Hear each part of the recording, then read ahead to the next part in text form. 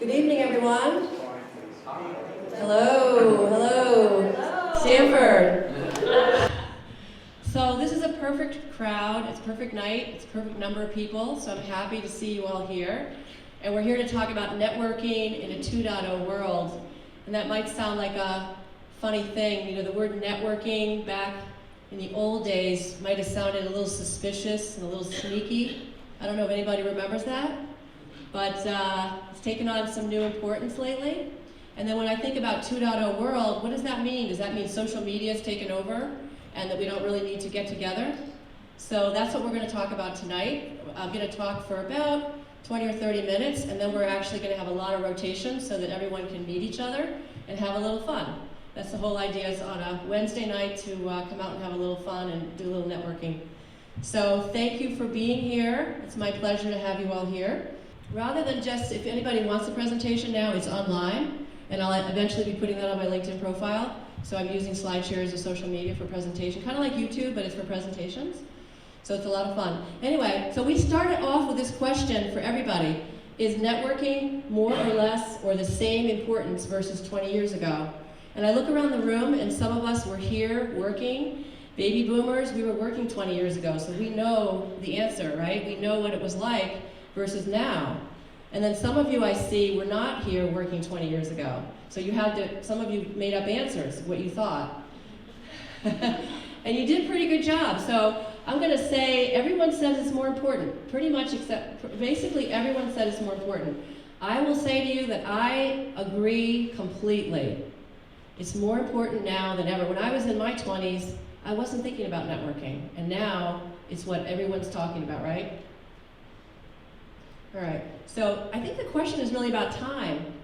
You know, it seems like the time is so compressed now as compared to 20 years ago, right? But back then, you'd take a phone call. You would have somebody walk into your office, they didn't have an appointment, and they weren't screened. It was before 9/11, they could walk into an office. I used to be the person walking into the office as a salesperson, and people would see me, people would buy from me, people would talk to me.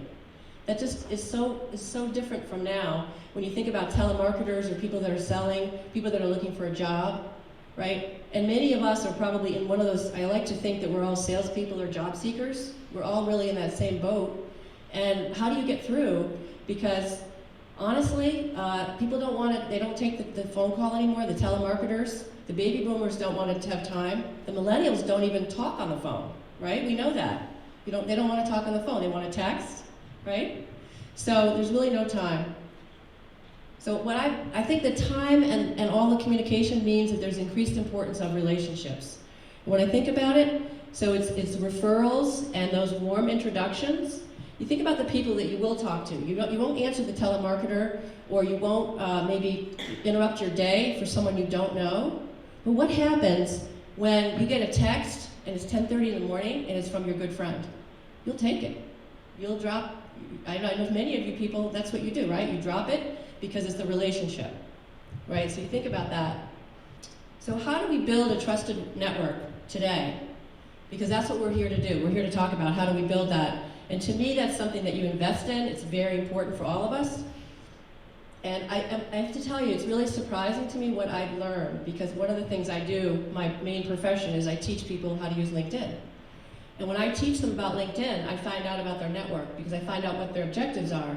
Are they looking for a job? Are they looking to sell more? Are they looking to brand themselves more professionally online? And when we get to talking about networking, I ask them, we go over strategies of how to get introductions to people that they don't know. And I learn pretty quickly exactly where they stand with their network. I've had people tell me, well, I don't really have a network that I trust. I've had that happen last week. Someone who was a job seeker, and he didn't trust his network. All the people that were his first level connections, he said that they were not people that could help him or that he could help. It was really disheartening. So it's amazing to me what I learned. So when you think about your network, every one of us is different, and it's part of what you invest in. So it all starts with one person. And I really believe this, and I think that that's what I told this gentleman. Because he said to me, well, I'm just going to go and send connection requests to all the CEOs. That's how I'll get a job. That's what he said to me, right? I really hear a lot of different things. And I said, well, you know, they don't know you. How is that going to work? Why not start with one person? Start with a few people that you think that you can connect with and warm up your network. Fix your network. You have a network that you just haven't taken care of. So start there, and that's how you'll get where you want to go. That was my advice. But it starts with that one person. Become genuinely interested in other people. Wow, that sounds fantastic. Is that 2.0, or is that something we've always had? Well, guess what? 1936, Dale Carnegie. So Robert, I think you're the one who has it on the board, right? So you get a gold star for that. So here in 1936, that was one of the first persons that was out there talking about relationships and what you have to do to build relationships. And of course, now there's some great books out there that I'll share with you, but Dale Carnegie was where it started. And in fact, some of the books that I love now are all about building your network as a giver. So givers tend to have the best networks. So givers have the best networks. How many people have read Give and Take by Adam Grant? Okay, so a few of you have read it. So I've always thought it and I always believed it, but that book really helped because it was a lot of great examples. So, and I've actually lived it and seen people that I've tried to connect. I'll give you one example. I had a friend of mine whose son was actually living overseas for many years and moved to the US, and he was kind of lost and he was alone, and he was starting a new career, and this guy was in his 20s, and I was trying to think, who can I connect that person with to maybe have a conversation? So I thought of somebody in a similar business, and then I asked them, could you meet with this person and have a cup of coffee? And they said to me, well, why would I do that? They can't help me. So this is a person, I know this person, they have like 4 people in their network. It's a good person. I think maybe eventually he'll realize that he's missing so much. So by saying, I'm not gonna meet with someone because how can they help me? He's closing it off. And so he's got 4 people in his network that they're very close, but it's not a rich, deep, strong, diverse network, right? So that's just an example, but givers build the best network. And you think about people that have a really strong network, they're out there helping, giving advice, all the different things. All right, so face-to-face, people say, well, Sandra, you're a LinkedIn social media person. They sometimes even have the preconceived notion that means that I think that's networking. Well, I'm here to tell you, to me that's a tool that gets you to the meeting. It's all about face-to-face, because the kind of job that I'm gonna want, or the kind of sale that I'm gonna want, doesn't happen online. I don't sell sponges, or, no offense on sponges, but the kind of work that I wanna do, the kind of professional work that I wanna do, it's gonna require face-to-face meetings. It just is. I've had people in my LinkedIn classes say to me, I'm here to sell online, that's all I wanna do. And I say, well, LinkedIn, the LinkedIn class you're in, it's all about building relationships and getting to meetings. So if you just want to sell sponges online, then you need to go talk to someone about your website, right? And you need to have, you do Google AdWords so people will come to your site and buy your stuff. But what we're talking about here is relationships. It's very different. So it doesn't replace, it's helping you get there. So we always know you want to discover what you have in common, right? Think about anytime you go to a meeting, you're going to make a sales call, whatever, interview, you want to figure out what do you have in common. That helps you warm up whoever you're talking to, right? And find what are those things that we can, get excited about together, right? So like Robert and Barbara have a Penn State connection. That's exciting, right? And there's some of you that have wellness connections that will talk about things, right? And we've got all different groups of people here. So discovering what you have in common is a lot of fun. And then the sweet spots are when you can help someone and they can help you. It doesn't always happen automatically. Sometimes you'll meet somebody and you might help them or they might help you, and then 3 months later they're calling you, they can either help you or whatever. I mean, it happens that way, right? It doesn't always happen automatically, but you build that strong network and always be connecting. So what I love to do is meet people that I can then introduce to other people. And I know so many of my friends do that, and I'm really having a lot of fun with that. So it's almost to the point where, can I handle it all, right? All the introductions from one person to the next. But it's really very exciting to be a part of that. Keeping your network diverse. Love this. You know, I'm a baby boomer. I love to talk about baby boomers and millennials, it's my thing. So I worked for a long time. Everybody was a baby boomer. When I started working, seriously, I mean, there were some people that were in the greatest generation, you know, my parents' generation. There were some of them. But really, the people that I talked to were all baby boomers. And now, it's exciting for me because the millennials are in the workforce, and I've got friends that are millennials. And I've got people that I trust and like and, you know, work with, people like Christina. So, there she's in the back. So, she's younger than my daughter. And we have a lot of fun, and we work together, and she makes me think, and I think I make her think, and it's a great thing. And I've got Ben, and my new friend Ben. I think he's a millennial, but much older than Christina. And so anyway, I think it's great to have a diverse network. Not everybody is going to be 50-some-year-old woman that I deal with. I want to have a lot of people that I work with and know and trust. So investing in your network is, tonight you're investing in networking, and to me, it's about taking time. If you think about your career, but it's always investing in your network, making that a priority. So thinking about who you're, not just tonight, but who you're having coffee with, who you're having lunch with, even if you're in a large corporation. I worked at Pitney Bowes for many years, and I remember every week thinking about who were the lunch dates I was going to have outside of my department. Because all the department, they go off and have lunch together. The same people every day or every week, right? So thinking about proactively every single week, how are you investing in your network? You're doing that, and you're investing in your future. So it's pretty cool now, too. How many people use Meetup? Okay. That's pretty good. So Meetup is, I think that's how I met Wendy, and I met Larry, right? From Meetup. And Eventbrite, some of you folks tonight told me, you know, Eventbrite is where there's events put up here. So that some of you came from that.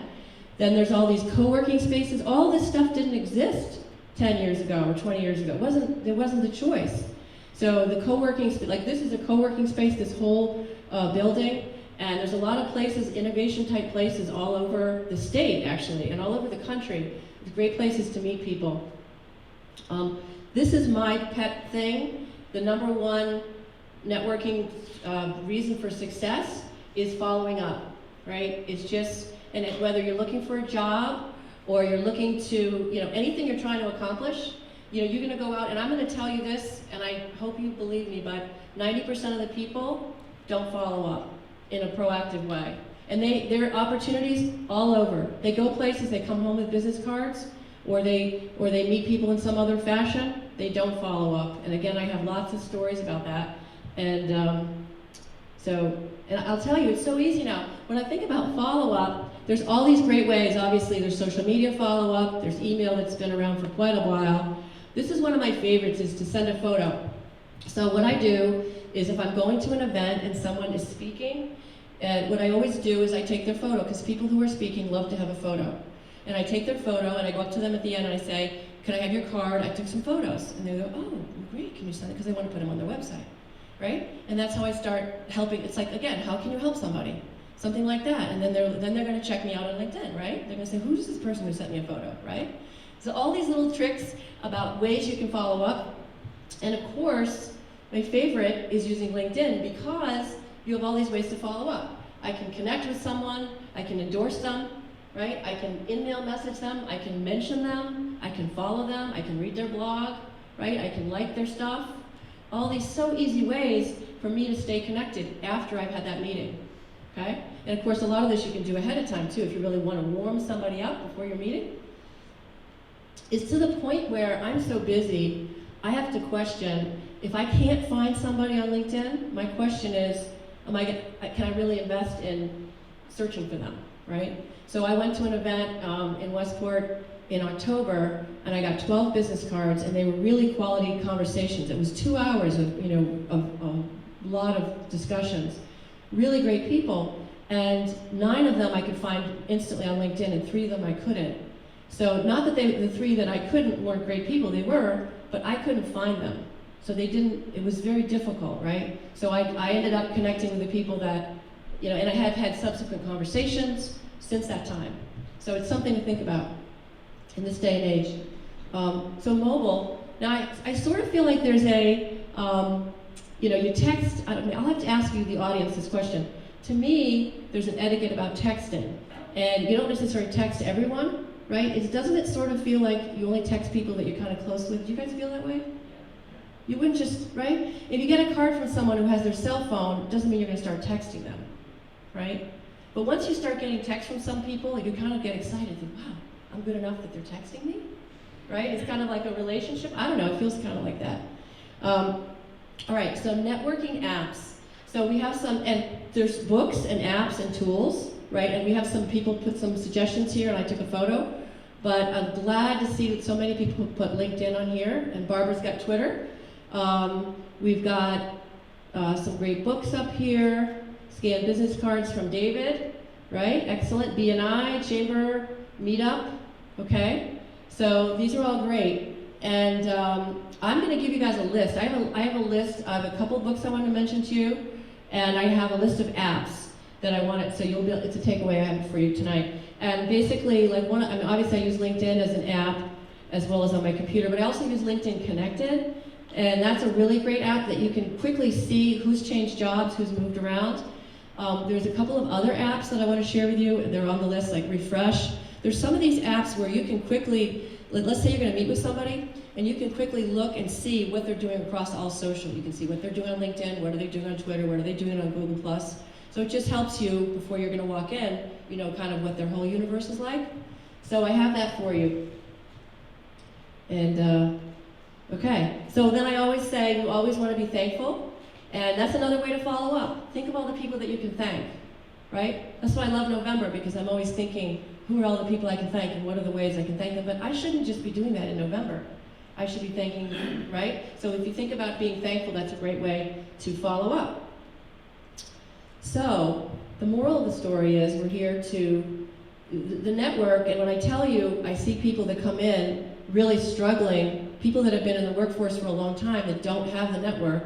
And then I see some millennials, some younger people that have fabulous networks. So it's not the age that has to do with it, it's what you invest. And even if you're not looking for a job right now, and if you're not looking for a sale right now, you're investing in yourself by creating those, it's creating friendships and relationships that you know that, and you're helping people and they're gonna help you.